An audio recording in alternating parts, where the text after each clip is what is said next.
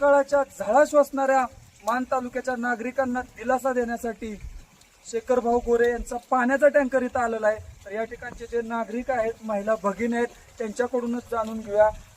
ताई, कितवा दिवस आहे आता या टँकरचा? आज पहिल्यांदाच आलाय. सरकारी टँकर किती दिवसात येतो?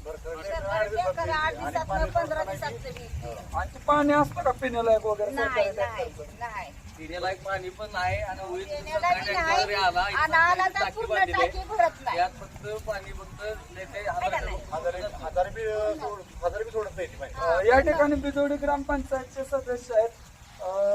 सदस्य साहेब नमस्ते. आज हे भाऊचा टँकर आल्यानंतर कसं काय वाटतंय तुम्हाला?